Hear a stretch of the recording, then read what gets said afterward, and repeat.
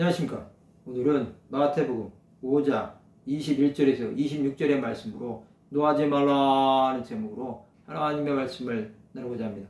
본 말씀은 옛사람에게 말한 바 살인하지 말라. 누구든지 살인하면 심판을 받게 되리라 하였다는 것을 너희가 들었으나 나는 너희에게 이르노니 형제에게 노하는 자마다 심판을 받게 되고 형제를 대하여 라가라 하는 자는 공회에 잡혀가게 되고 미련한 놈이라 하는 자는 지옥불에 들어가게 되리라. 그러므로 예물을 제단에 드리려다가 거기서 내 형제에게 원망들을 만한 일이 있는 것이 생각나거든 예물을 제단 앞에 두고 먼저 가서 형제와 화목하고 거기에 와서 예물을 드리라. 너를 고발하는 자와 함께 길에 있을 때 급히 사와라. 그 고발하는 자가 너를 재판관에게 내어주고 재판관이 옥내게 내어주어 옥에 가둘까 염려하라. 진실로 내게 이르노니 네가 한 푼이라도 남김이 없이 다 갚기 전에는 결코 거기서 나오지 못하리라. 예수께서는 율법을 재해석해 주시고 있습니다.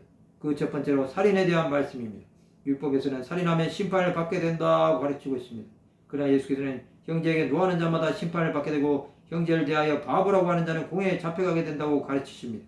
또 미련한 놈이라고 하는 자는 지옥불에 들어가게 된다고 말씀하십니다.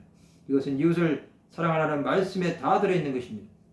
이웃을 사랑하는 자는 이런 말을 하지 않습니다. 예수는 예물보다 더 중요한 것은 형제와 화목이라고 말씀하십니다. 이것이 되지 않으면 하나님께서 그 예물을 받지 않으십니다. 또 고발하는 자와 함께 길에 있을 때 급히 화해해야 합니다.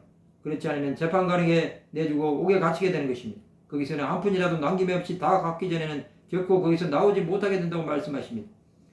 사람하고 화목하지 못한 자는 하나님과도 화목하지 못합니다. 이게 하나님의 원리입니다. 우리는 사람에게 화를 내므로 하나님의 뜻을 거스르지 말아야 합니다. 하나님은 사람에게 화를 내는 사람에 대해 심판하십니다. 그 심판은 지옥에 이를 정도로 무서운 형벌입니다. 그것을 안다면 우리는 사람에게 함부로 해서는 안 되는 것입니다.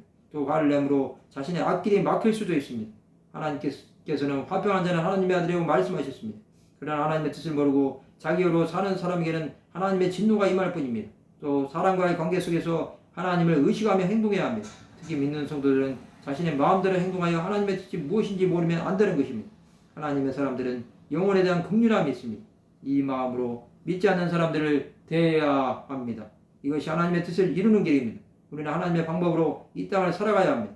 그것이 하나님의 뜻을 땅에서도 이루는 길이 될 것입니다. 우리의 사명을 다할 때까지 충성해야 합니다. 하나님은 영혼에 대해 오래 참고 기다려 주십니다. 그러나 끝까지 자기 뜻대로 사는 사람들은 멸망할 수밖에 없음을 알아야 합니다. 하나님 앞에 더욱 순종하는 귀한 믿음의 사람들이 되시기 바랍니다. 말씀을 마치고자 합니다. 인내하면서 하나님의 방법으로 살아 하나님의 뜻을 향하는 하나님의 백성들이 되시기를 주님의 이름으로 축원합니다.